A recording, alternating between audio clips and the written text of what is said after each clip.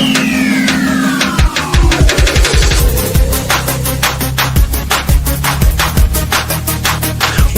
is up, everybody? This is your boy, Teran Rodriguez, bringing you another edition of Set Point. And as always, we have ourselves a jam-packed show as we have a lot of volleyball to discuss. And I need a lot. First and foremost, it's NCAA Women's Volleyball Tournament time. 64 teams entered, but only one shall be crowned national champion. And only one team remains undefeated through the regular season, and that's Nebraska. 30-0, they ran through the Big Ten, pretty much unscathed. Now can Big Red bring it home? Also, we have some NCAA men's volleyball news. Pacific, yep, the Pacific Tigers, they're back, they're better, and they are reinstated. Then they'll be back in 2027 in the NCAA men's volleyball world. Also, Alan Knight announced that he will be retiring at the end of the calendar year. Why did this happen, and who are possible replacements for him? Also, we have to go over the MLB draft from last week, as we had a lot of players in the NCAA women's volleyball realm get drafted. But who went number one overall? Plenty of us. That's next. Talking about dirty up the volleyball action here on Set Point. This is Teran Rodriguez bringing you another edition of Set Point here on iSports Radio, your direct feed for all that is sports.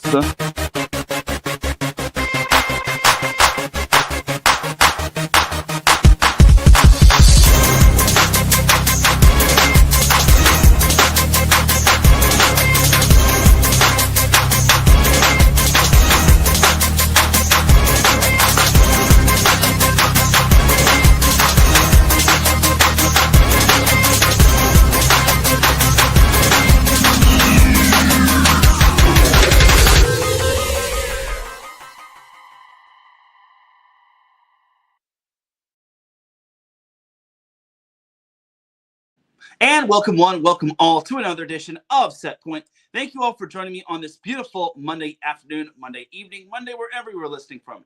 Either way, you've made your way in episode 327 of Set Point. Without any further delay, let's begin. But first and foremost, Set Point would not be where it's at without iSports Radio providing the platform to go live on YouTube, Twitch, and on X as well.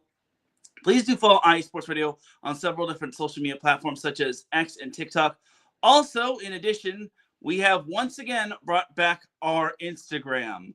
So definitely do follow on Instagram as well at iSports Radio. We would definitely appreciate it. Also, make sure to subscribe to us on YouTube. We would also greatly appreciate that as well. We're trying to reach 500 subscribers. We're trying to be a household name without being a big market company. And with your help, we could definitely make it to the top. So please do subscribe to iSports Radio. We would greatly appreciate it. For the last 11 years, iSports Radio has been bringing you amazing content, ranging from interviewing legendary athletes, coaches, and other authorized media personnel, to building tailor-made shows dedicated to all major sports cities around the country. Thank you to everyone for all of your support and for making iSports Radio your direct feed for all of that sports. A huge shout out to our sponsors, Planet Jerky, Premium Biscuit Beef Jerky, and Vital Apparel. So without any further delay, let's get on into what our sponsors are all about.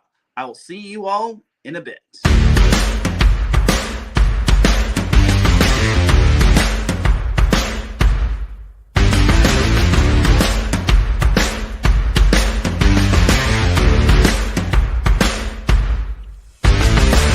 Hi, eSports Radio fans. This show is brought to you by Planet Jerky Premium Brisket Beef Jerky. Planet Jerky is the official jerky of the 2022 California League champion Lake Elsinore Storm, single-A affiliate of the San Diego Padres. This all-brisket jerky has gluten-free options, contains no MSG, no sodium nitrate, is low in sugar, and high in protein. Go to their website at planetjerky.net and follow them on Instagram at Planet Jerky. Planet Jerky, the jerky that's on a whole other planet.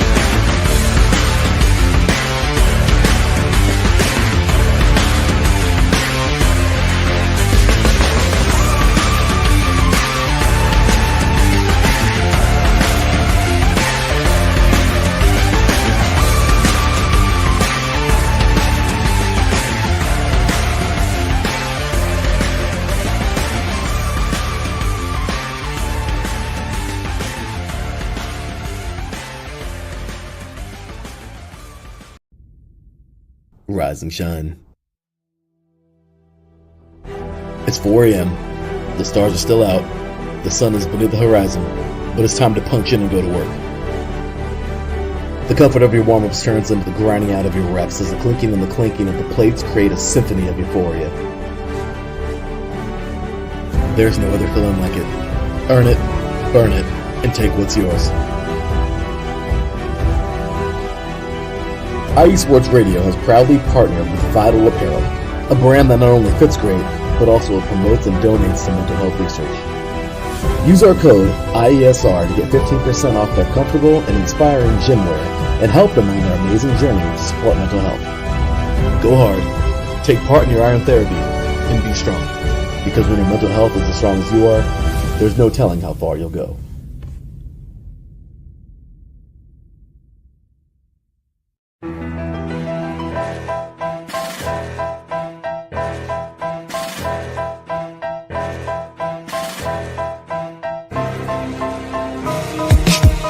For the last 10 years, IE Sports Radio has been bringing you amazing content ranging from interviewing legendary athletes, coaches, and other authorized media personnel to building tailor-made shows dedicated to all major sports cities around the country. Make sure to follow us at IE Sports Radio on X, Instagram, Facebook, TikTok, and YouTube to keep up with the latest in sports and with all of our shows. Also, make sure to check out our daily updated website at iesportsradio.com. At iesportsradio.com, you can see our daily show schedule and check out all of our show pages with personal bios to learn a little bit more about each of our awesome hosts. In addition to our show pages, you can catch the IE Sports Radio blog, Hall of Fame, Fans of the Month page, and our merchandise shop including t-shirts, tank tops, caps, long sleeves, hoodies, and more.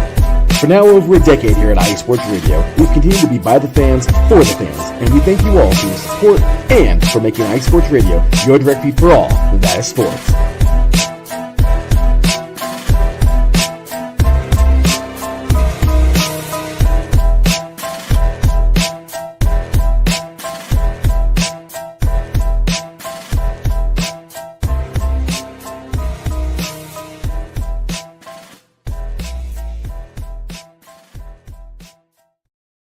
That's right, everybody. Definitely check out all of our amazing shows as well as our amazing sponsors, our two amazing sponsors. And also, once again, follow us on social media as well, X, TikTok, Instagram as well, and subscribe to us on YouTube. We would greatly appreciate it. You can also follow Setpoint on social media on X and TikTok at set_point.ie. You could also follow me personally on X as well at Teran Rodriguez 1. You could also follow Setpoint on social media on Instagram as well at set_point.iesr, where I've been posting a majority of my content. I've been trying to get all my content on TikTok as well. I keep forgetting to post it on TikTok. I swear I'm going to remember.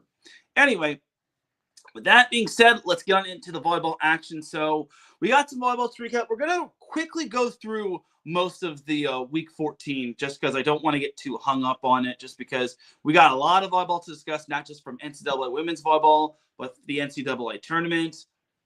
And then we've got NCAA men's volleyball, and then we've got the MLV, and then I'll send you all on your way. So last week was the SEC tournament semifinals where Kentucky took down Tennessee and then Texas took down Texas A&M. Both matches were decided in 4. But on Tuesday was the SEC championship match between Texas and Kentucky. And in the end, Kentucky wound up reverse sweeping Texas. That was a massive comeback win for the ages when it comes to Big Blue. Absolutely amazing. And I think they dodged a match point, if I'm not mistaken, in set number 3.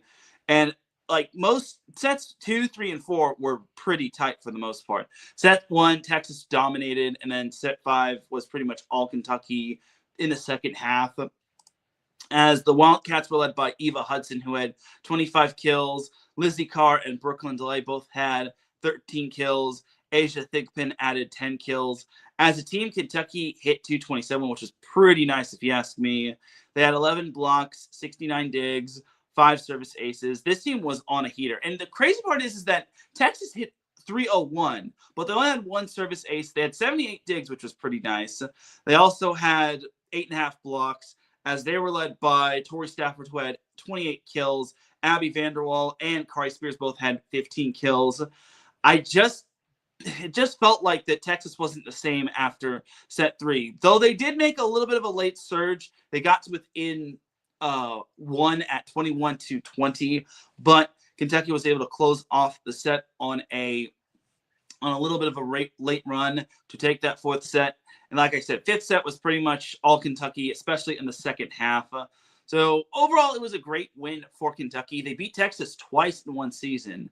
And the fact that they were able to do so in the SEC championship was absolutely amazing. Speaking of amazing matches, we actually had number 4 Pitt take down number 7 Louisville in straight sets, which was also impressive. Although Louisville did make the match close, all 3 sets were close, Pitt was able to sweep the Cardinals away as they kind of got their lick. I think they didn't. I know Pitt played Stanford, but I don't know if they played Louisville twice. But anyway, Olivia Babcock led the way with 22 kills. She had over half of Pitt's kills by 1. And then the next kill leader for Pitt was Brooke Mosier, who had 5 kills, as well as Blair Bayless. Pitt hit 228, which wasn't bad. They had 7 aces, 3 of which went to Haiti Tautua. And then Babcock had 2 aces of her own. She also had 8 digs and 5 blocks as well. For Louisville, they only hit 173. They had 52 digs, which wasn't terrible, 1 above Pitt, but they were led by Peyton Pearson, who had 13 kills. Chloe Chicoine had 12 kills. Cara Cressy had 10 kills.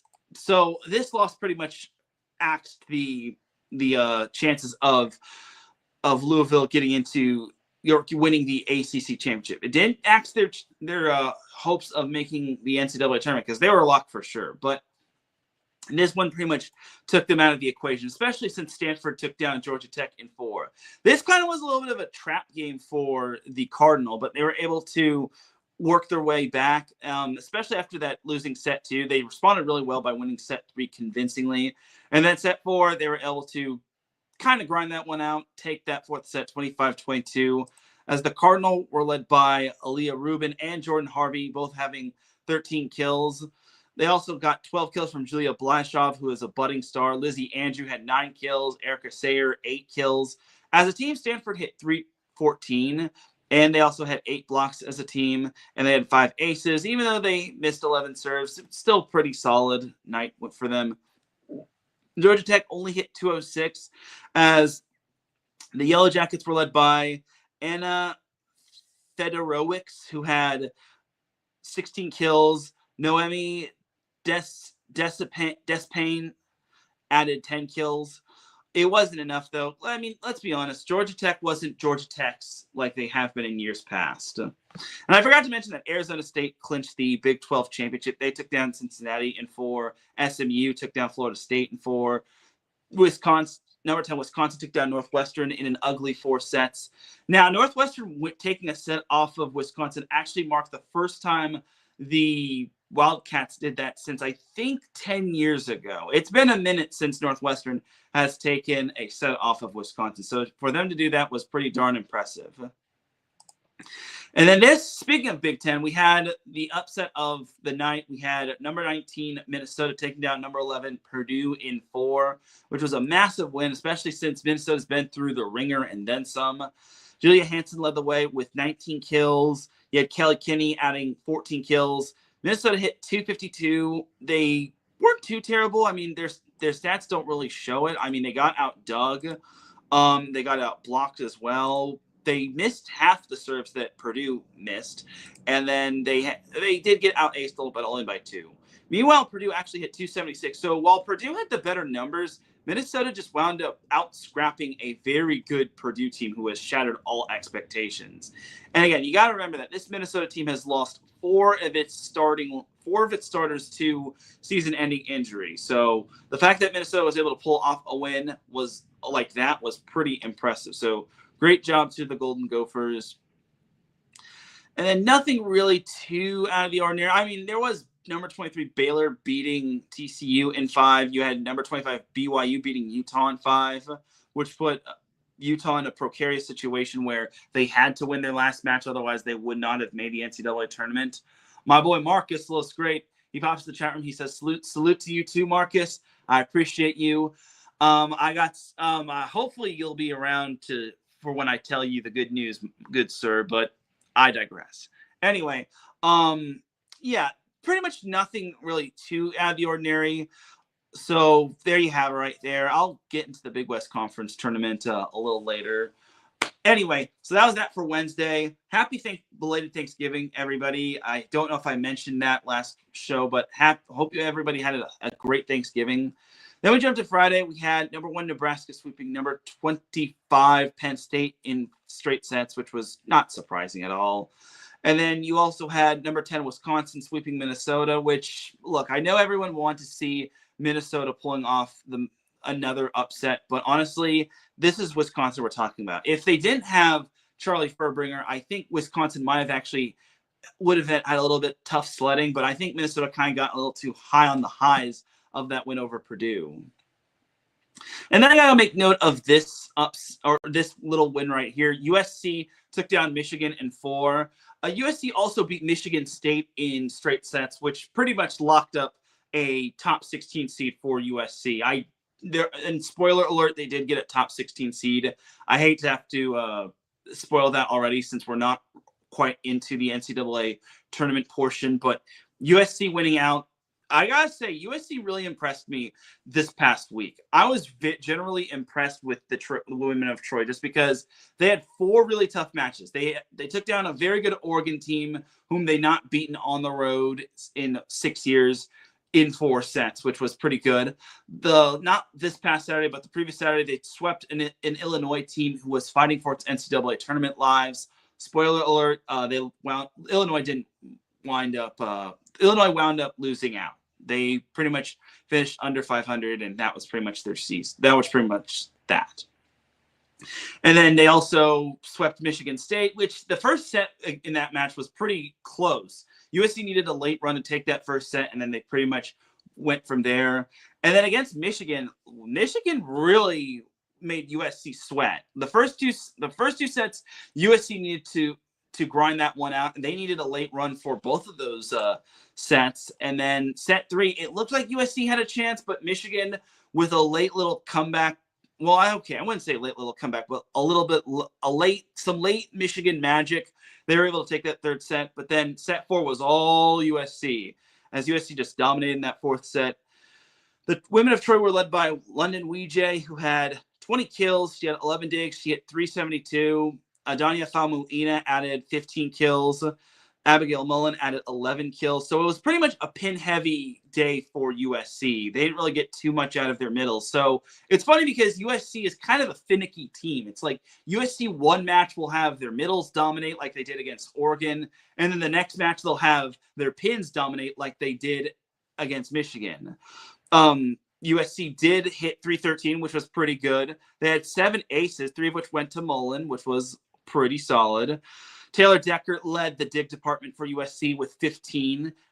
Reese Messer had 10 digs to go along with 48 assists. As a team, USC had 10 blocks, and they had 53 digs overall. Michigan, on the other hand, they didn't have too many blocks. They only had 7.5 blocks, only 43 digs, which isn't going to win you a whole lot of matches, and only 4 aces with 11 missed serves. And Michigan did miss, Michigan only hit 207, as Allison Jacobs led the way with 14 kills. Ella Dimitrition added 12 kills. So overall, it wasn't a bad match for Michigan. And spoiler alert, Michigan did make the NCAA tournament. So Aaron Virtue's team has come a long way. Like, you compare this team to last year's team, that's a massive difference. But yeah, Michigan, I'll give them a lot of credit, and they were coming off of a 5-set loss to UCLA, but USC came in hungry just because they wanted to host. And I did not know this. This is going to be the first time since 2018 that USC is going to be hosting the first couple rounds of the NCAA tournament. So good on USC for taking care of business and not relying on the committee. So there you have it right there. And then I guess now that we're talking about Big Ten upsets, this was kind of a big upset. We had Rutgers beating Washington in 4. Now, I know Washington was pretty much eliminated from the NCAA tournament contention just because they had a record under 500. But still, Rutgers beating Washington was kind of surprising. But it is what it is, and Rutgers just came in more hungrier than normal. Anyway, moving on. Saturday, we had number 1 Nebraska sweeping Ohio State. And with Nebraska sweeping Ohio State, they completed their 30-0 season. They also went 20-0, which I think was the first time since 2009 when Penn State did it, when they went undefeated.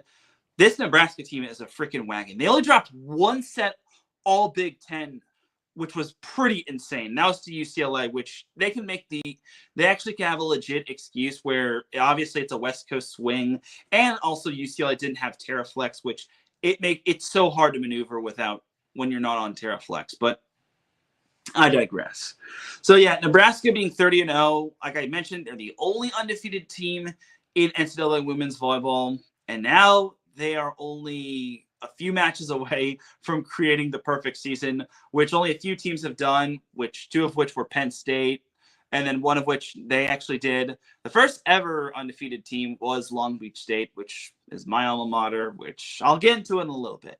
Anyway, but moving on, number 4 Pitt swept Georgia Tech to clinch a share of the ACC title. And then you had number 5 Stanford outlasting number 7 Louisville in 5, which was pretty darn impressive if you ask me. So Stanford and Pitt shared the ACC title, but since Stanford has the head-to-head over Pitt, they were able to get the automatic qualifier. So great job to Stanford. Stanford only has 2 seniors on their team. 2 seniors.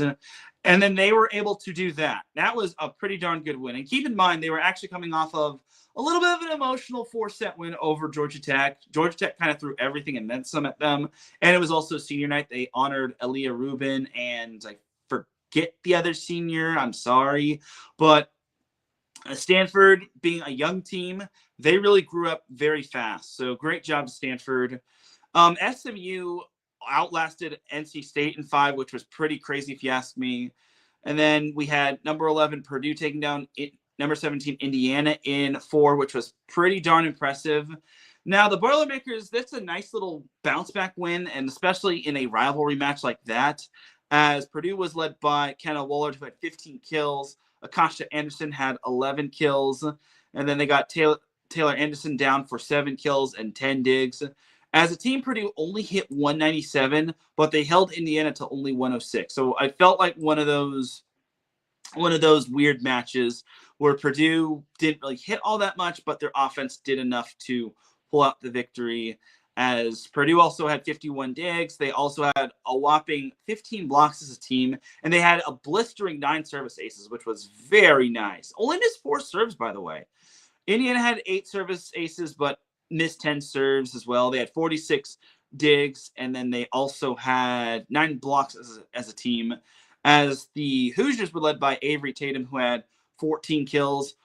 Spoiler alert for Indiana, they will be hosting in the first 2 rounds of the NCAA tournament, so it's been a minute since that's happened. I think the first time since 2010, so gotta give Steve Aird his flowers.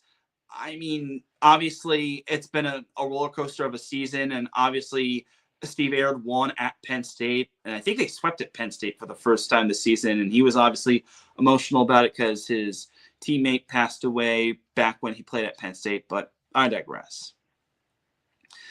And then you had number 14 Miami reverse sweeping North Carolina. Now, Miami is an interesting team. So they wound up sweeping or winning both of their matches against NC State, and they also reverse swept North Carolina, beat them for a second time this season.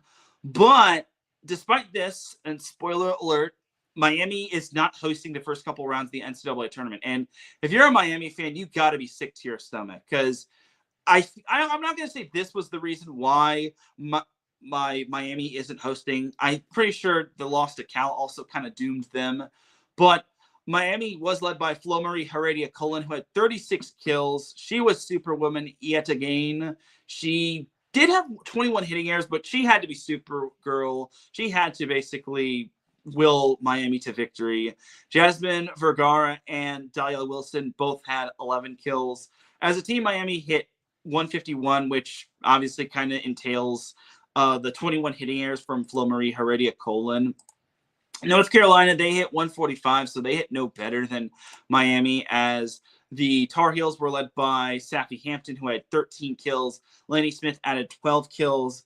So long story short for North Carolina, this is kind of a little bit of a disappointing loss for them. I mean, they were at home. They had a chance to make a statement, but unfortunately that was not the case. So tough one for North Carolina, but hey, it is what it is sometimes, and that's just how the ball bounces.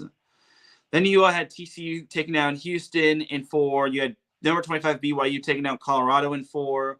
Kansas State swept Iowa State, which was very nice. Which spoiler alert, Kansas State did make the NCAA tournament. So there you have it right there. And I'm pretty much going to put it at that. So that's pretty much going to do it for the Week 14 recap. But yeah, Nebraska is still undefeated. The ACC crown was shared by Pitt and Stanford. Arizona State wound up winning the Big 12 crown. I think they clinched it last week, not this past week, but the previous week. And then Kentucky was the SEC representative. So that was very nice. So now we're actually going to go to some Big West Conference women's volleyball, because I actually had the honor of attending 1 out of 2 days when it came to the Big West Conference championships in women's volleyball. So the first day was UC Santa Barbara and CSUN and Long Beach State and UC Irvine. Long story short, it was pretty much just the brooms were broken out in both matches.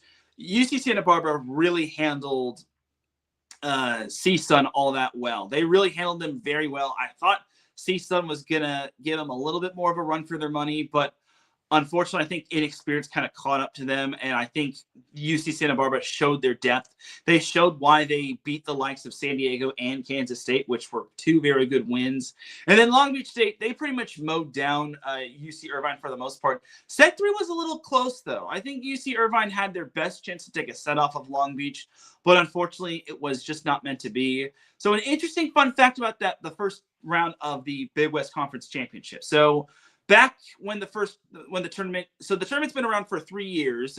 The first year when the first round occurred, the matches, both quarterfinal matches were decided in 5. Last year, when the matches were had in the Big West Conference Championships in the quarterfinals, the matches were decided in 4. This year, the quarterfinals were decided in 3. So I'm not saying the bar was set below, but I'm just saying that it seems like the first round of the tournament got shorter by the set. So that's kind of your Snapple fun fact right there.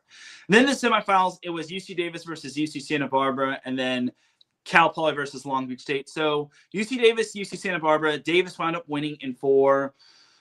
Very good match, extremely good match. All the sets were close, and then set 4 was decided in overtime. Well, in the end, UC Davis was able to pull off the victory after an errant pass from the Gauchos. And you feel for UC Santa Barbara. They threw everything and more at UC Davis. Ava Travis had herself an outstanding match. And even the freshman, Ava Ostavar, had herself an amazing match in the 6-2 offense. And you feel for UC Santa Barbara because going into that match, they actually had the highest RPI of all the Big West Conference teams. Unfortunately, Davis just had the more talent, and Davis advanced to the Big West Conference Championship Finals. Now, Long Beach State, Cal Poly was kind of a different story. It was kind of the same. The first 3 sets were close. Cal Poly went up 2-1, and then set 4, I just think losing that close set 3 was what derailed Long Beach State's chances of pushing the match to 5, as Cal Poly wound up running through Long Beach in that 4th set. I think it was like 25-17, 25-18. Regardless, it was pretty much all Cal Poly. And something that I've been pretty much harping about when it comes to Long Beach State is that if you want to beat Long Beach State, you just got to run the middle. Chloe LaLuge had herself a monster performance against Long Beach State. And even though that's not what Cal Poly wanted to do, they obviously wanted to get their other hitters involved. I think it was best that they ran the middle, and Long Beach State had 0 answer for LaLuge and Charlotte Kelly. So it was pretty much all chalk up until the Big West Conference Championship Finals, where it was 1 seed Davis versus 2 seed Cal Poly. And Cal Poly wound up beating Davis in the final in 4. Guess who called the entire tournament correctly for the 3rd straight year? This guy.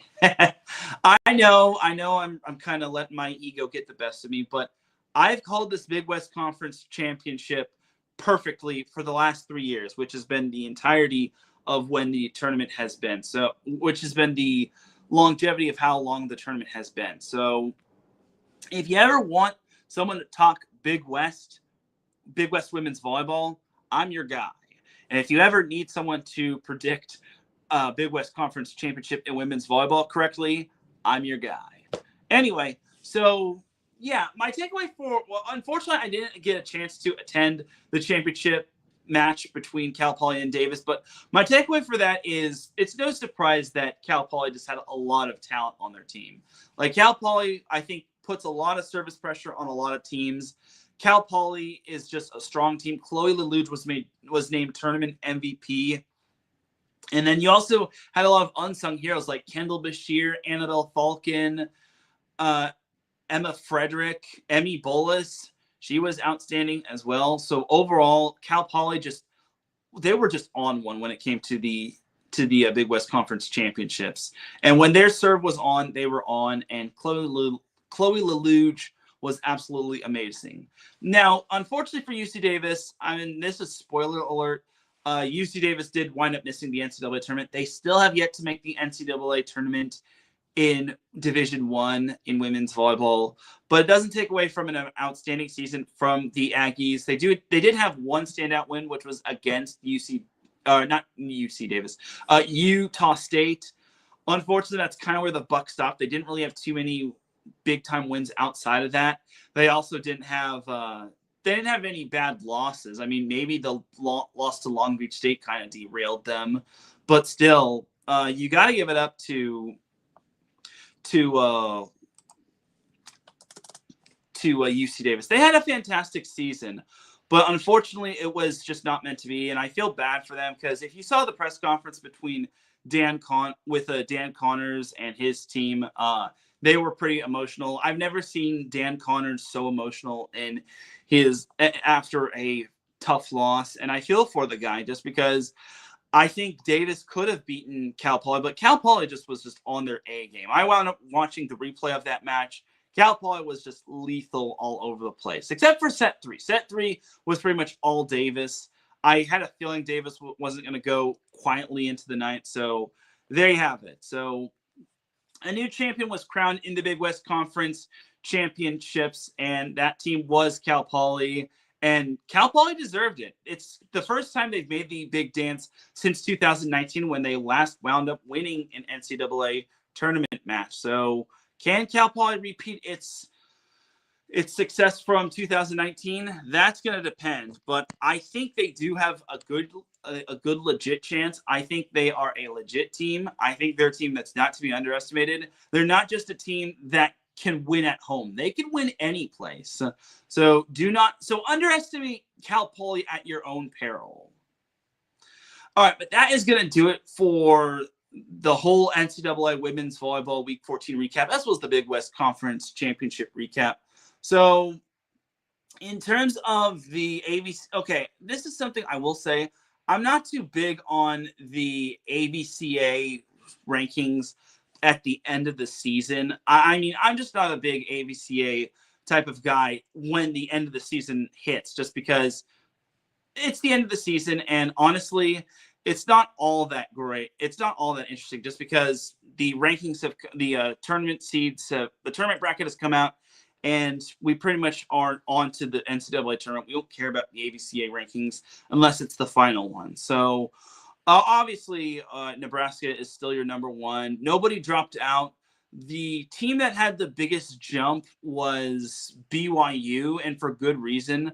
So overall, for BYU, I was just generally impressed by them. I thought they showed a lot of hunger, but you're about to see that I'm about to see them pretty soon. So overall, that is pretty much that for the ABCA rankings. But now we got to jump on into the NCAA tournament and all of its glory.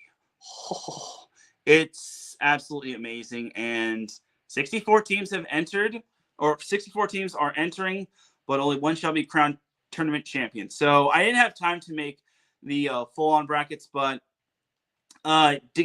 just follow along when it comes to the NCAA tournament or NCAA website. So number one, so the top 4 overall seeds were as follows: Nebraska, Kentucky, Pitt. I think it's Was it Pitt? Yeah, no, it was Nebraska, Kentucky, Texas, and Pitt.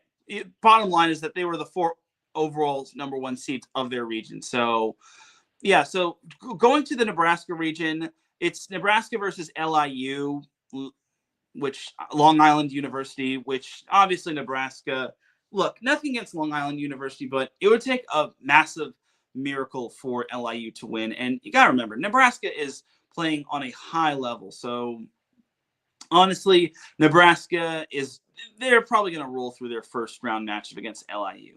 Now, this matchup is now a little interesting. Kansas State versus San Diego. So these two teams have a common opponent with one another. UC Santa Barbara, which they both lost to.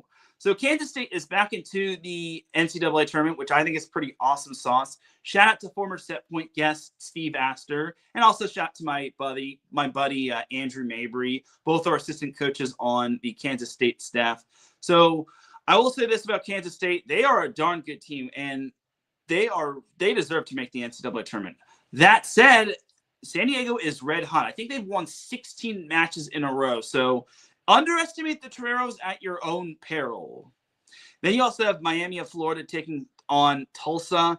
And this is where Miami is not hosting. They probably were just edged out in terms of hosting by like an increment. So unfortunately for Miami, they will not be hosting. They're actually in the Kansas region for the first 2 rounds, as Kansas will be hosting High Point. I expect Miami to be a barn burner. Honestly, I expect that to go 5. And Miami will go as far as Flo-Marie Heredia-Colon takes them. So overall, I think that's going to be a very fun matchup if the two teams stick with one another. But let's be honest, I think Miami should get past Tulsa, and then Kansas should get past High Point. And Kansas loves to go 5, so I wouldn't be surprised if Kansas does go 5. Then we have Texas A&M and Campbell, and then Stephen F. Austin and TCU. So Texas A&M will be hosting the first 2 rounds of the NCAA tournament in the Nebraska region. But it's only for the first 2 rounds. And the TCU matchup's kind of interesting. I mean, TCU fans will have to go too far because College Station, it shouldn't be that far from Fort Worth. But A&M TCU is going to be a nice little humdinger of a matchup. And then you also have in the Louisville region for the first 2 rounds, Western Kentucky and Marquette, and then you've got Louisville, Loyola, Chicago. If the seedings hold up, Nebraska will be taking on Louisville, which will be the DBK or Danny Busboom Kelly matchup, which I think is going to be really cool if you ask me. But Louisville has to get to the regional final, which would mean they got to take down the likes of probably Western Kentucky. Western Kentucky Marquette's going to be an interesting matchup just because Marquette's battle tested. Western Kentucky is also battle tested, but something's got to give here. So that is the Nebraska region, or the upper left portion of the bracket. To the lower left portion, you've got Pitt at hosting UMBC, and then you also got Xavier versus Michigan. Yeah, another big East Conference team makes the NCAA tournament, and that is Xavier. So pretty cool to see Xavier taking on Michigan. Only problem is that Michigan is pretty darn good, if you ask me. I mean, Michigan has improved from last year. Let's keep it a buck. The Wolverines are going to be a tough matchup for Xavier, but we shall see. I mean, Xavier's gotten this far. The fact that they made it all the way to I think they were the ones that made it to the Big East Conference Championship was pretty impressive. So gotta keep an eye out for Xavier, Michigan. But Pitt should roll through UMBC. Again, nothing against UMBC, but I think Pitt is just playing on a whole other level. I mean, they've been a little iffy, but I think they're playing better ever since the Stanford lost. Then you have Iowa State versus St. Thomas of Minnesota. They will not be hosting, as they're going to be in the Minnesota quadrant in terms of the first 2 rounds, as Minnesota will host Fairfield. Now, St. Thomas is an interesting team. So they were the ones that wound up winning the Summit League, if I'm not mistaken. They were a bid stealer, which I thought was pretty darn awesome, if you ask me. And thankfully for their sake, they don't have to go too far. But Iowa State is a tough matchup. The Cyclones are going to be raring to go. And then Minnesota, even though they are banged up to high heaven, expect them to come ready to go in the first couple rounds. Then you have in the Lafayette quadrant, Purdue and Wright State, and then you have Baylor and Arkansas State. Baylor's an interesting team. I think Baylor is kind of that Dr. Jekyll, Mrs. Hyde type of team, and then Purdue has shattered expectations. Wright State's not a team you want to underestimate, though. Wright State is a pretty darn good team, and then Arkansas State coming out of the Sun Belt is not an easy feat to accomplish as well. And then you have the Dallas quadrant, where SMU will be hosting Central Arkansas, and then Florida and Rice will be facing one another in the Dallas quadrant. That is an interesting matchup, Florida and Rice, just because Florida hasn't been the Florida of years past, obviously with a new regime, new head coach, and a little bit of roster turnover. But I expect Florida to give Rice all that they can handle. I think that one's going to be a great little matchup right there. That's probably one of the better first-round matchups. So that's the lower left part of the bracket. Now for the upper right part of the bracket, first and foremost, let's go over the number one seed of the upper right region, the Texas region. So Texas will be hosting it pretty much has home court advantage throughout the entire regional playoffs, as Texas will host Florida A&M, and then South Florida will be playing Penn State in Austin. Interesting little concept. If Texas and Penn State both advance, which I imagine they should, that'll be a good matchup. Texas and Penn State, even though Penn State is nowhere near as good as they have been, as they were last year and in years past, I think that still should be a pretty darn good matchup. And then you have the Indiana quadrant, where Indiana will be hosting Toledo, and then Colorado will be playing American. That's a pretty darn good matchup, if you ask me. I think Indiana is going to be a very dangerous team. Don't be surprised if they make a little bit of a deep run. I don't expect them to beat Texas, but I expect them to make Texas sweat. And then Colorado is kind of that little engine that could. I mean, it took them a while to get respect from the AVCA. I know they still have the loss to Colorado State, but the Buffs are a really darn good team. I think they're a very underrated team. I know American might be a little bit of a challenge, but I'm certain Colorado will get past it. Then we have the Wisconsin quadrant, where Wisconsin will host Eastern Illinois. And then you have North Carolina and UTEP. That one is a very good matchup. UTEP is a very fascinating matchup. I think they were an at-large, and North Carolina is also obviously an at-large. I mean, UTEP has been battle-tested. I think North Carolina is an interesting matchup just because I want to see what North Carolina can do following their heartbreaker of a loss to Miami. But I think North Carolina should be up to the challenge. I mean, they were battle-tested throughout most of ACC play. And then Wisconsin is playing a whole lot better volleyball, especially with Charlie Furbringer back. So expect Wisconsin to obviously roll through Eastern Illinois. And then we have the Stanford quadrant, where Stanford will host Utah Valley, and then South Dakota State will play Arizona. South Dakota State was another at-large, as Arizona, who wound up winning the NIVC, they are actually back in the NCAA tournament after a one-year hiatus or a hiatus. Either way, Arizona's back after winning the NIVC, which I actually will get into in a little bit. So that's that for the entirety of the upper right portion of the bracket. Now for the bottom right portion of the bracket. So we have Kentucky as the number one overall seed in the the number one seed in the lower right bracket. They have home court advantage throughout the entire regional playoffs, as Kentucky will host Wofford.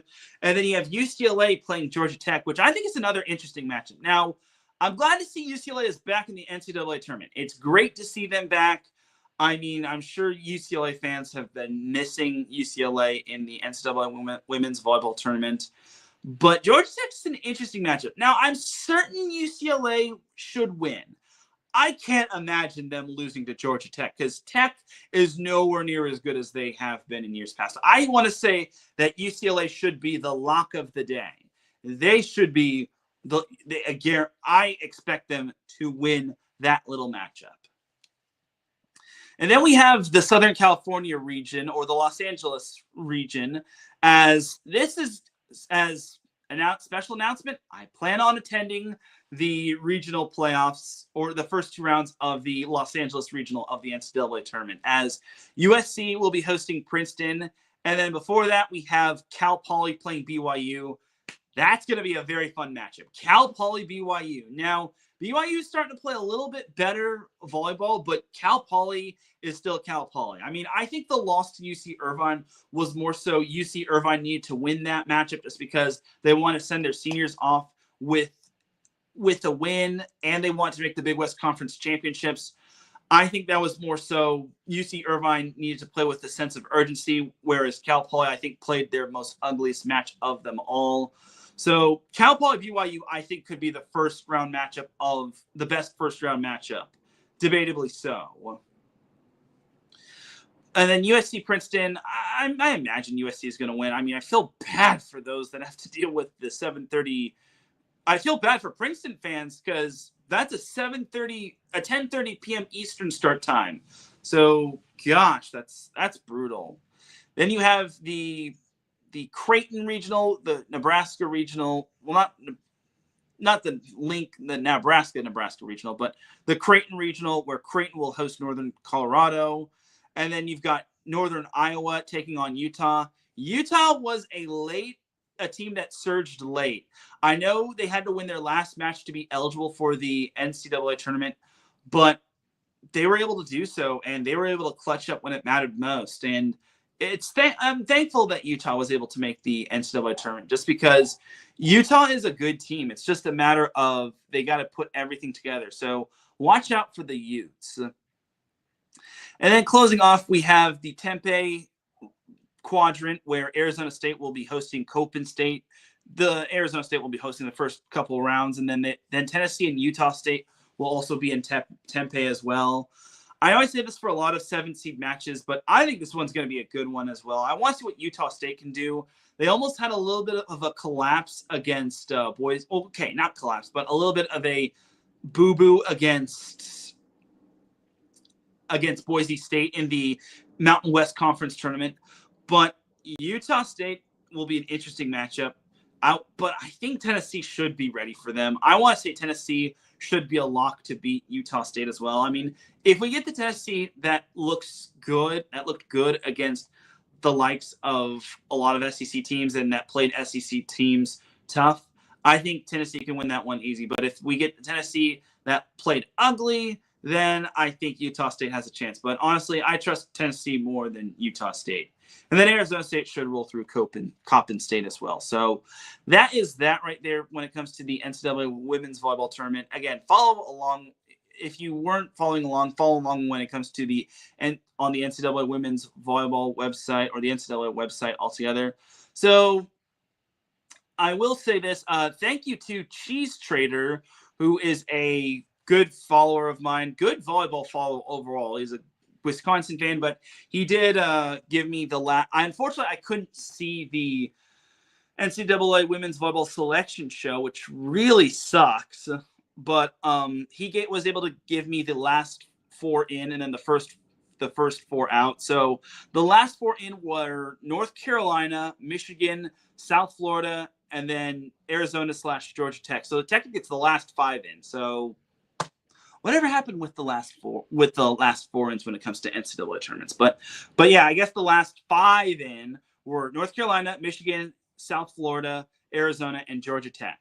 And then the first few out, he lists a lot of teams. First few out were Villanova. God, you got to feel bad for the Big East. Avid Volley, who is well known on the volleyball social media verse. He really wanted a 4-conference NCAA tournament, which featured 4 Big East Conference teams. But that's just life in the big city, unfortunately. First few out were Villanova, Pepperdine, which, look, Pepperdine does have a few good wins. They beat San Diego, UC Santa Barbara, both of which were in the top 50 of the RPI. And then they also have a win over UCLA. But unfortunately, they just could not get over the hump in terms of the West Coast Conference. And the West Coast Conference is just such kind of a tough conference to get another at-large in, unless all the West Coast Conference teams were pulling off upsets. Like if they didn't have a few more like bad losses, like if they didn't lose to Santa Clara, I think Pepperdine might have gotten in. But man, that's life in the big city. So the other teams that were first few out were Texas State, which always a good team year in and year out. Unfortunately, they just kind of got bid stolen by Arkansas State. Same can be said for James Madison. They were bid stolen as well. Cheese Trader also tells me that Oregon and Cincinnati were both in the top 50 with top 50 strength of schedule and 2 top 25 wins. So they had to be second out. So I guess he also mentions that Oregon and Cincinnati were also the first few out. So I guess we'll call this the first 6 out. So the first 6 out were Villanova, Pepperdine, Texas State, James Madison, Oregon, and Cincinnati. So, man, I thought Oregon would have made the tournament. I think if they had beaten USC, that would have been a big win for them. I also maybe think that Rutgers, losing to Rutgers also, okay, they didn't lose to Rutgers. They lost a set to Rutgers, but I think kind of struggling with Rutgers kind of didn't help their cause. Losing to Michigan didn't help their cause. Losing to Northwestern didn't help their cause. And then, I mean, they beat UCLA twice, but UCLA wasn't really top 25. So it was tough for Oregon. And you got to admit, a team like that had a lot of roster turnover and a first-year head coach, the fact that they almost made the NCAA tournament is promising. They have a lot of players returning, such as Alana Clemente. I think Oregon will be back sooner rather than later. I just think that it's unfortunate that that they wound up missing the tournament by pretty much a few duck bills and whatnot. But I digress. Anyway, but again, I will be at the USC quadrant of the first couple rounds. So I will be seeing Cal Poly and BYU take the court with one another, as well as Princeton and USC. I don't know about you, but I think the Cal Poly BYU match should start at 4 p.m. instead of like 5 p.m. But I kind of understand why, because normally most matches are like at the very least 2 hours, maybe 90 minutes on average. The max is probably like 2.5 hours, maybe 3 hours. So heaven forbid if Cal Poly BYU goes 5, then I expect the USC Princeton matchup to be a 8 p.m. start, which would be ugly. So, but I'm going to be there. I am looking forward to it, and I kind of wish that the second round matchup in the Los Angeles quadrant would be on Saturday, but I guess they don't want to have a gap day for like the first few rounds, just because that wouldn't be fair, just because you don't want to slow down the momentum or make teams rusty, or heaven forbid a player gets hurt in practice the following day. So I understand why they're not going to have gap days, but I digress. All right, that's that for the NCAA women's volleyball tournament breakdown. We're almost nearing an hour when it comes to this thing. Davidson Crooks, he says, hit that like button. Thank you, Davidson, for tuning in. I appreciate you. So let's take ourselves a quick little commercial break. When we come back, we've got some NCAA men's volleyball news, and we have to recap the MLV draft from last week. So keep it locked here. You're listening to Set Point here on IE Sports Radio, your direct feed for all that sports. We'll be right back after this.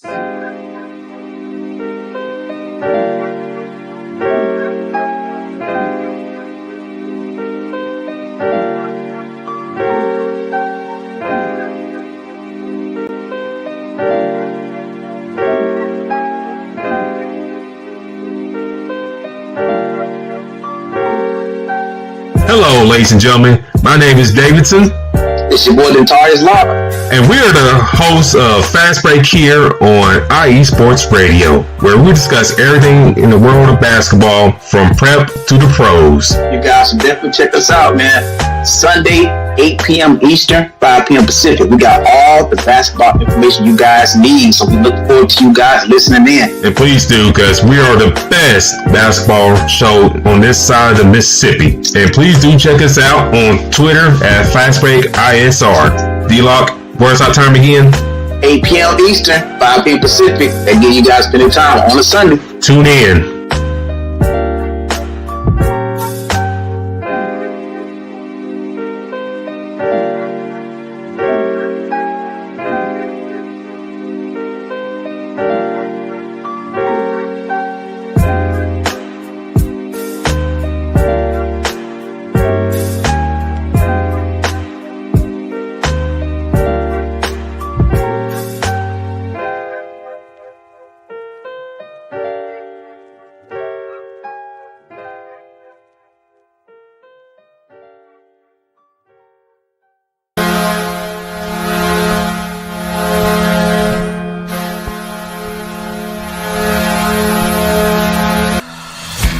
Hockey fans, I'm Adam Kernick.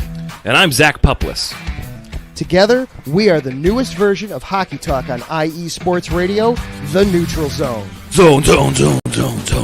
We love hockey, but we also know it's not everyone's first sport. So we want to make this show as much for new fans as for the diehards. Whether you can name all the Swedes on the 08 Red Wings Stanley Cup team, or if you can't tell if Varlamov is a goalie or the latest trendy vodka, we're here to help. With facts, figures, and outrageous fans, we bring you all the hard-hitting hockey news you can handle, while still keeping it fun and on the rails. Well, mostly. So tune in every week as we go around the hockey world, from college to Canada, the minors and the majors, and everywhere in between. So bring your cellies, And your one-timers, you wicked wristas, and be sure to protect your five-hole.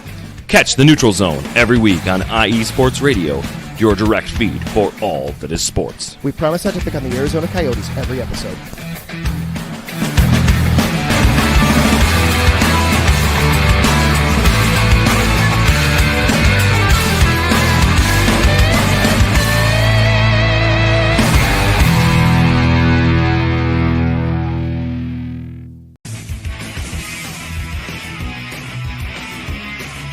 Hello, everyone. My name is Daryl Kinsey Jr., and I'm welcoming you to take another lap with the fastest show on IE Sports Radio. Yes, this is the Extra Mile with me and my co-hosts Christopher Lehman and Michael Ward. We talk everything racing from NASCAR to IndyCar to Formula One to limited hydroplanes, endurance racing, the NHRA, and more. So come join us for an hour of great racing talk and a lot of fun as well on the Extra Mile, Thursdays at 8 p.m. only on IE Sports Radio, your direct feed for all that is sports.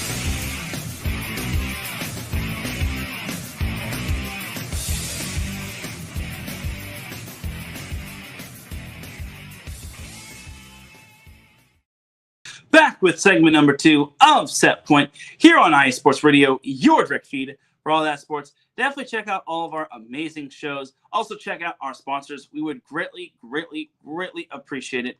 Well, with that being said, let's get on back to the volleyball action. So let's actually talk some NCAA men's volleyball. So big news in the AM of the NCAA men's volleyball world. The University of Pacific is bringing back its NCAA men's volleyball program, which I thought was awesome because Pacific did have a men's volleyball team all the way back from 1993 all the way to 2014, and then they dropped that program, which was absolutely heartbreaking, unfortunately. And why is my thing like the timer must be on when it comes to this thing, which is not convenient. But anyway, yeah, for this news is absolutely amazing, and I have to give a shout out to Matthew Houlihan for what he did. He is an alum of the school, which I think is pretty awesome if you ask me. I think it's great what he did when it came to stepping up. If you see his post on Instagram, make sure to tell him thank you. And I think it's pretty awesome what he did, just because I think it's pretty amazing that he was able to step in and pretty much help University of Pacific bring back its men's volleyball program and whatnot. So overall, I think it's great news. It's awesome for the game of volleyball. I think that pretty much we need to keep growing the game of volleyball. And I only wish a certain other school from Arizona would bring back their NCAA men's volleyball program. Looking at you, Grand Canyon. But for Pacific, they will be back in the MPSF where they once belonged, which I think is pretty awesome if you ask me. I will also just say that it's kind of fitting that they're back in the NCAA tournament, or not back in the NCAA tournament. They're back in the MPSF, but there is one qualm I will say. It's like the MPSF is getting bigger and bigger and bigger. It's basically just the California Conference. You might as well just change the name from MPSF to the California Conference, because there's only one team outside of California, and that is BYU, which I think is pretty funny. I mean, Joe McCurry, who is one of the budding volleyball personalities, he kind of replied to my comment. He says, you might as well just name it the Cali Conference. I call it the Big Ten California, because there's no Big Ten Conference. But you kind of have to wonder. So in 2027, Pacific will be back. The MPSF will have 11 teams in the conference. So it's already tough having certain teams not play other teams twice, and vice versa. I think you have to make a Big Ten conference. I think you have to make a Big Ten conference overall. Have teams like USC, UCLA, Penn State, Ohio State, maybe BYU, maybe Loyola Chicago, maybe Princeton, maybe throw in Purdue Fort Wayne, and who is another team that probably deserves the Big Ten conference that's in there. Maybe Harvard as well.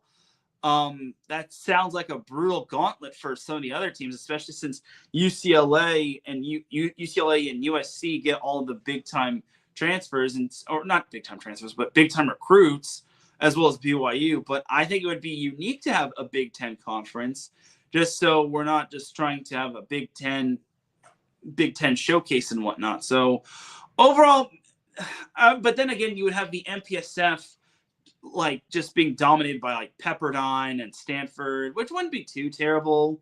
I mean, but it would probably be those two as the main ringers, unless Pacific just has something to say about that. But anyway, all this would have been avoided had Grand Canyon not dropped their men's volleyball program. But no, Grand Canyon had to be stupid. Anyway, but Pacific bring back their program is absolutely amazing. I'm certain other alumni other than Matthew Houlihan are jumping for joy. Like coaches, NCAA women's volleyball coaches who played or coached at Pacific, such as Dan Fisher, Chris Tomas, are probably over the moon right now, which I think is pretty awesome. Kevin Pratt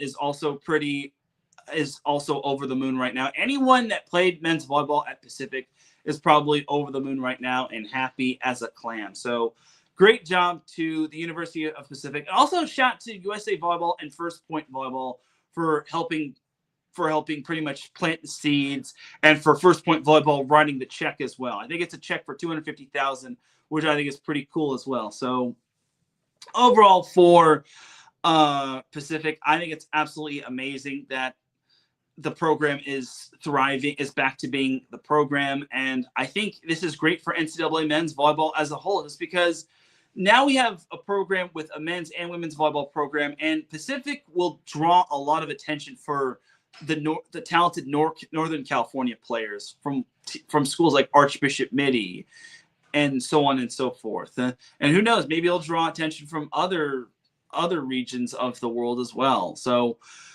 for those that want to go to Pacific, but unfortunately and wanted to play volleyball but couldn't, well, now your hope is pretty much brought back. So I think Pacific is going to make a great little comeback. And you got to remember that Pacific had a lot of great history back then. They were a team that did take down number one ranked teams such as Pepperdine and Long Beach State.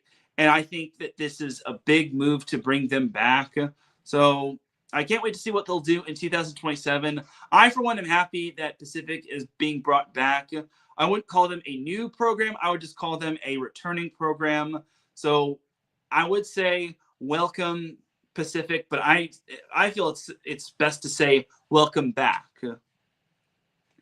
All right, that is that for that little bit of news. I think it's absolutely amazing. So now later on in the day, I think it was around like 2 o'clock, we had some interesting and big time volleyball news. And this was out of the Long Beach area where Alan Knipe announced his retirement, which was absolutely astounding. This was mind boggling. I did not see this coming by any means necessary. So overall, this was very shocking. So Alan Knipe says this, and I'm going to read this word for word. Long Beach State gave me far more than a place to coach. It became my home and was and is one of the great honors of my life.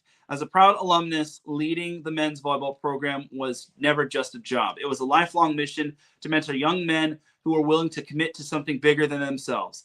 I will always be proud of what we built together. But the legacy I cherish most is watching our players grow into outstanding men.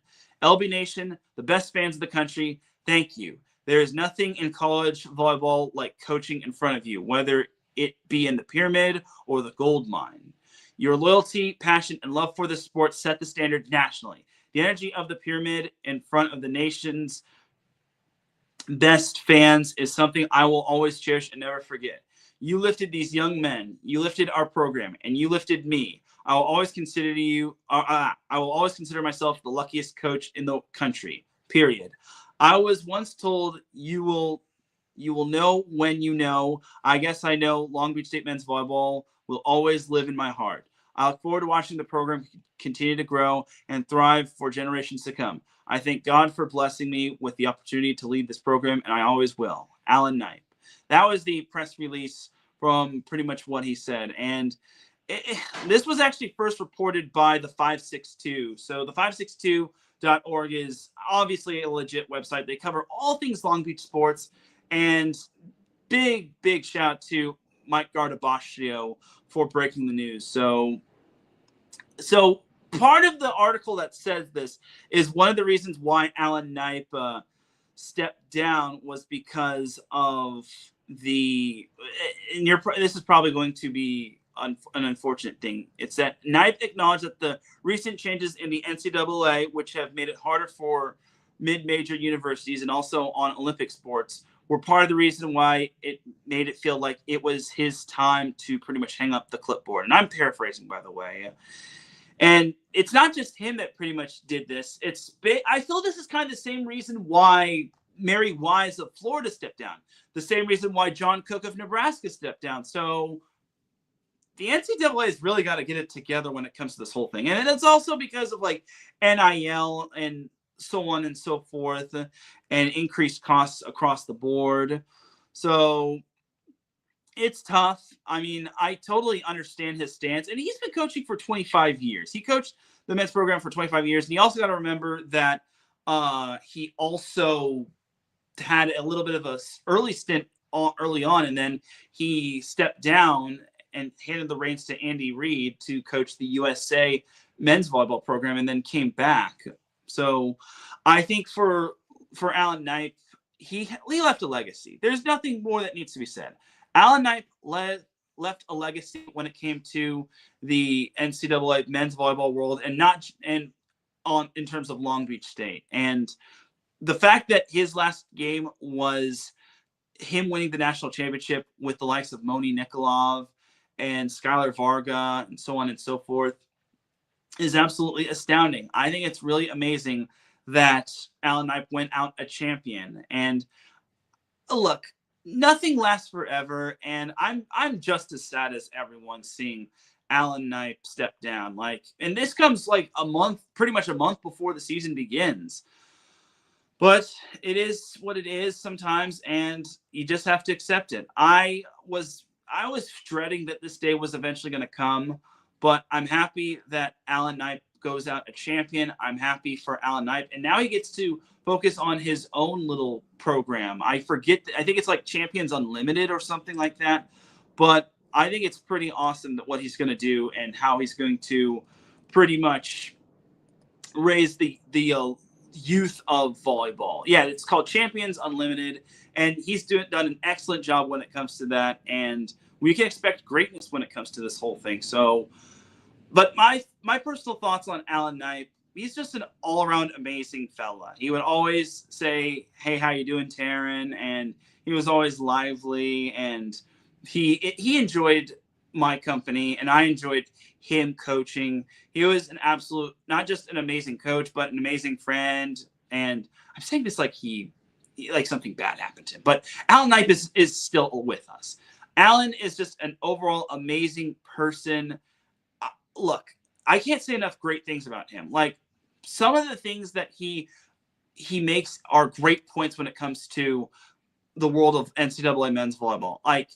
Like for instance, when I had him on via a Zoom interview, he talked about the Grand Canyon situation, and he said that the disrespect for the game of NCAA men's volleyball is absolutely disappointing, and I totally agree with him.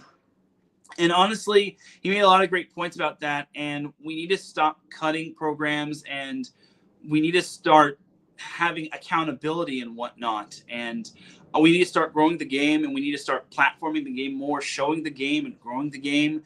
Like, that's Alan Knight pretty much was kind of the spotlight type of guy, whether he wanted to be in the spotlight or not. And I felt bad. I kind of felt bad when he brought up the Grand Canyon situation, just because everyone pretty much flocked to that. And he made great points. And I wasn't purposely trying to put Alan Knipe in the spotlight. I wasn't trying to say, "Hey, Alan, talk to me about the Grand Canyon situation." But I just asked him what was his biggest volleyball ick. And he said his biggest volleyball ick was the NCAA men's volleyball game just not being treated with the utmost respect. And that is what I love about Alan Knipe. Another thing I like about Alan Knipe is that he is a team first, and he doesn't like to take the glory or the credit. One time when he got his 400th win, post-game press conference, I asked him what it meant to him and how special was this. He obviously said it was a special occasion, winning with some of his wins came with his son, Aiden Knipe. And then obviously the players that he were with had to go through the pandemic and had to have their season cut short back in 2020. But you know what he said? He said it was special, but it's something that I don't want to be taken away from all these amazing young men who put in the work. And I thought to myself when I was recording that, I just thought to myself, that's something Alan Knipe would say, just because he doesn't like to take credit for everything. He likes to basically give credit to his team, acknowledge his team, because the players are the ones that are playing on the court. And Alan Knipe is just someone who coaches so cerebral. Like, he gets the most out of his players, like TJ DeFalco, Skylar Varga, Spencer Olivier, Josh Tuaniga, Nick Amato, Ryan Manugian. The list goes on and on. He is just a guy you want to play for. If I ever were a volleyball player and I wanted to play for any coach, I would want to play for Alan Knipe in terms of the collegiate level. If I had to pick any coach to go to war with in terms of like volleyball wise, I would pick Alan Knipe. And this is no disrespect to all the other coaches I've had on Set Point. This is no disrespect to every coach in the NCAA.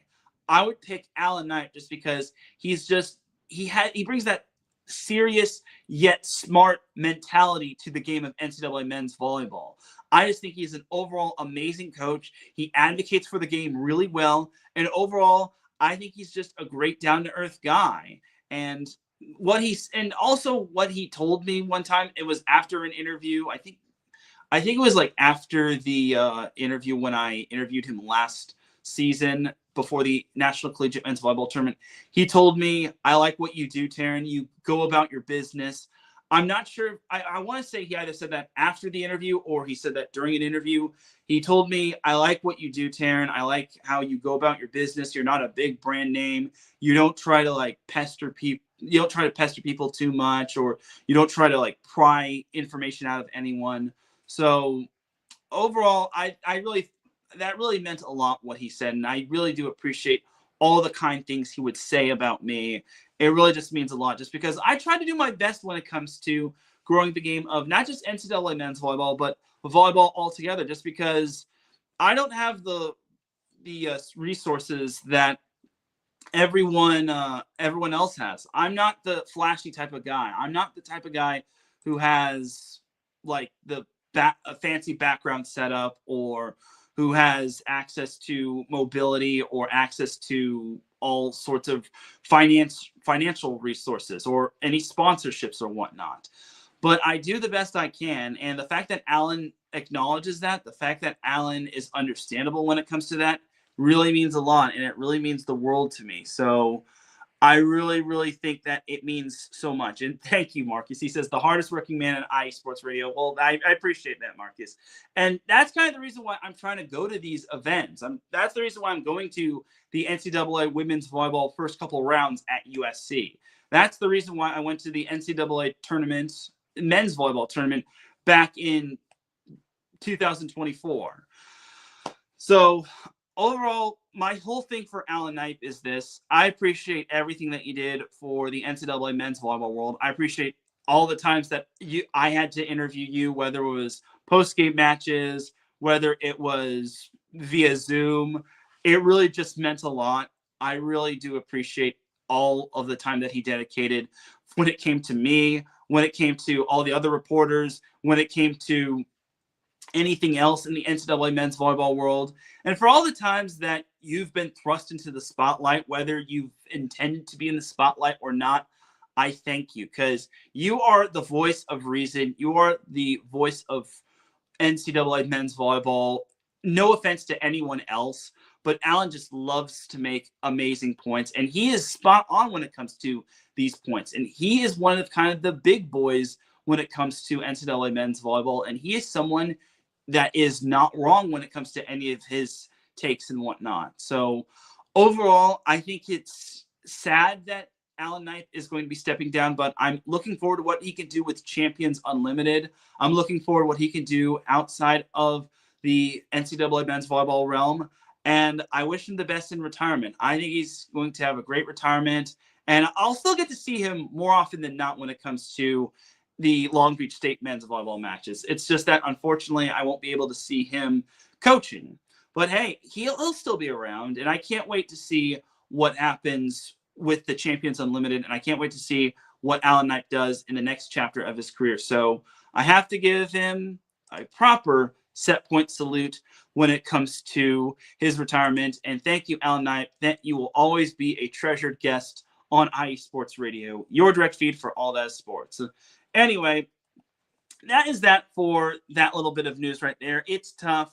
And I hope everyone enjoyed my little spiel of that little speech and whatnot. I know it was a little winded, but honestly, what can you do? Anyway, so moving on. So we're actually going to close off the show when it comes to the Major League Volleyball, or formerly known as the Real Pro Volleyball draft. So the MLV draft was last week. Unfortunately, I could not cover this just because there was a lot of volleyball to discuss, such as high school volleyball and obviously college volleyball, and then the Big West Women's Volleyball Championship I wanted to preview. But the number one overall pick was Mimi Collier. She was drafted by the Dallas Pulse. Yes, the Dallas Pulse is a new team in the MLV, formerly known as the Real Pro Volleyball Federation, or the Pro Volleyball Federation. Either way, Mimi Collier is your number one overall pick in this year's draft. Number two is Ava Martin out of Creighton, but the Atlanta Vibe drafted her. They actually traded with the Columbus Fury, so interesting stuff right there. Ava Martin and I think Leah Edmond is still on that team, unless I'm mistaken. Anyway, Hayden Kubik was the number 3 pick for the San Diego Mojo. Alexis Shelton was the number 4 overall pick, outside hitter from Oklahoma. Interesting. Number 5 pick was Cara Cressy, middle blocker from Louisville. That was selected by the Indy Ignite, last year's reigning champs. Number 6 was, not last year's finalists. Number 6 was the Orlando Valkyries, who are the reigning champs. They selected Bree Kelly out of Pitt/Florida. Number 7 was Avery Carlson, center out of SMU. And then number 8 was Kiara Reinhart, middle blocker out of Creighton. So that's the first round. There are 4 rounds of this, so I might as well just go over all the picks. Number 9 was Malia Jones from opposite out of SMU. That was also via a trade. The Dallas Pulse drafted her with the number 9 overall pick. Number 10 pick was from the Columbus Fury. They selected Flo Marie Heredia Colon out of Miami. Dynamite pick right there for the Fury. Number 11 was Candela Alonso Corcelis, outside hitter out of Indiana. That was drafted by the Grand Rapids Rise. The Rise also had the number 4 overall pick.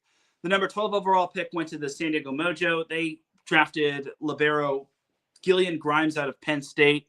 Number 13 was Colby Neal, middle blocker out of Arizona State. That was drafted by the Orlando Valkyries with the 13th overall pick.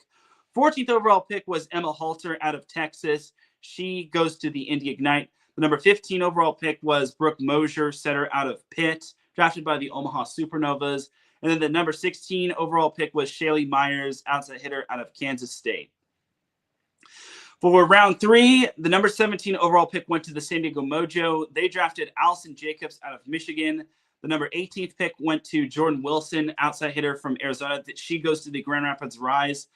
The Dallas Pulse had the number 19 overall pick as they drafted Carter Booth, middle blocker out of Wisconsin / Minnesota. She came from Minnesota. She did originally come from Minnesota because she even said it was full circle. And then number 20 was the Columbus Fury, who had that pick. They selected Maya Winterhoff, middle blocker out of App State. Very interesting pick right there, but okay. Number 21 was picked by the Atlanta Vibe. They selected Jackie Moore, middle blocker out of Vanderbilt. That's a good pick right there. Number 22, the Omaha Supernovas selected Claire Amaral, setter from Iowa. Okay, so they got 2 setters in this draft.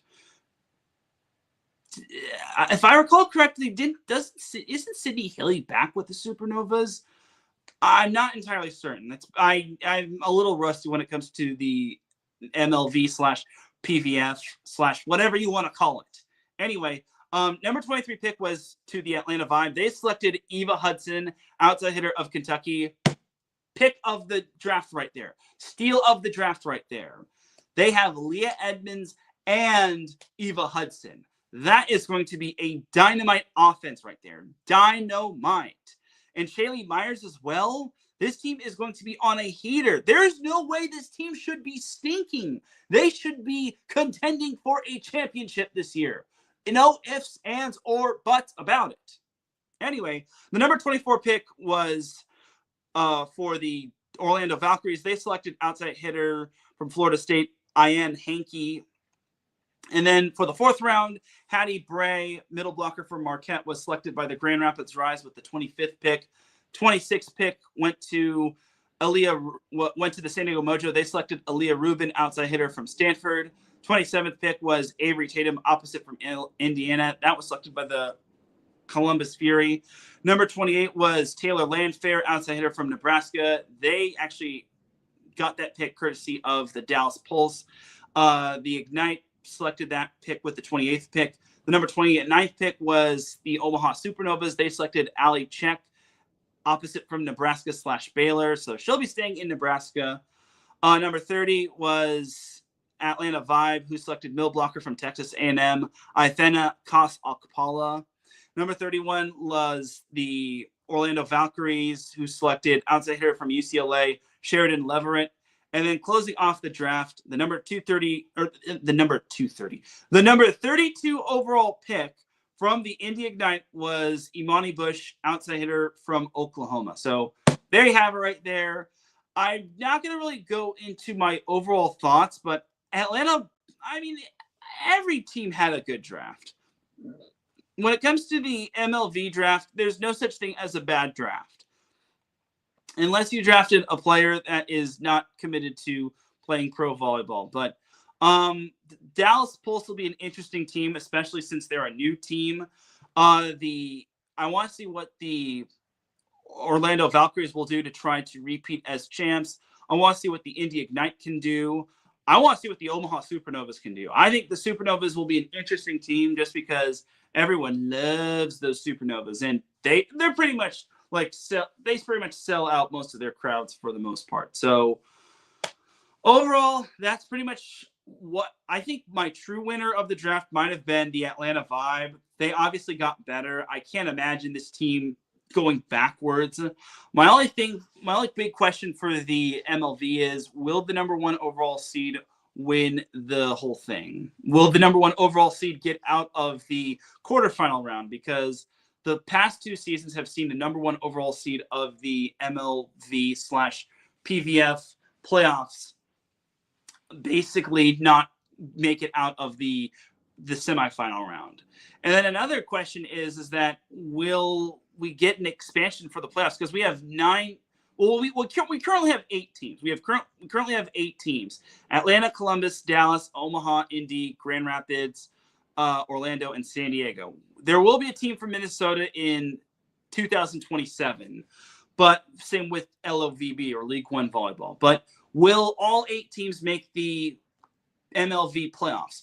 Will it still only be 4 teams? Will 6 teams make the playoffs with a play-in round and then eventually a semifinal round?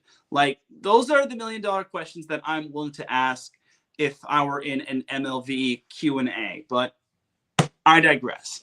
The MLV isn't going to be starting until January of this upcoming year. So a lot of things happening in January, and a lot of things happened the past few weeks. We had a lot of NCAA women's volleyball. We had this NCAA men's volleyball news being broken today. So a lot happened.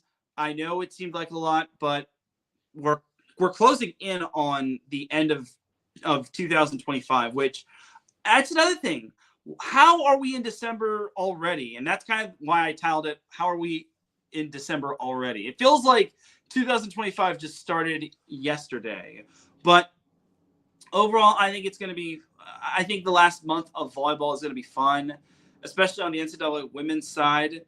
I just hope NCAA men's volleyball finally gets the love that it truly deserves. But that's going to basically do it for this week's episode of Set Point. I really do appreciate everybody tuning in. If you listen live, I appreciate you. If you listen on the playback, I appreciate you. If you listen at work, I appreciate you. If you listen at any time, any place, anywhere, I appreciate you. I'll be back next week with some more volleyball action and probably a recap of the Los Angeles quadrant of the NCAA Women's Volleyball Tournament. But until then, this is Teran Rodriguez of iSports Radio signing off. Have yourself a great week. Enjoy all the volleyball action. Make sure you fill out all your NCAA women's volleyball brackets. Join a bracket group on ESPN. Doesn't matter who, just join. Get involved. Help grow the game of volleyball all around, especially in NCAA men's volleyball. But I will see you next week, and I will see you on Thursday for some BYU Cal Poly action at the Galen Center. Peace and blessings, everybody.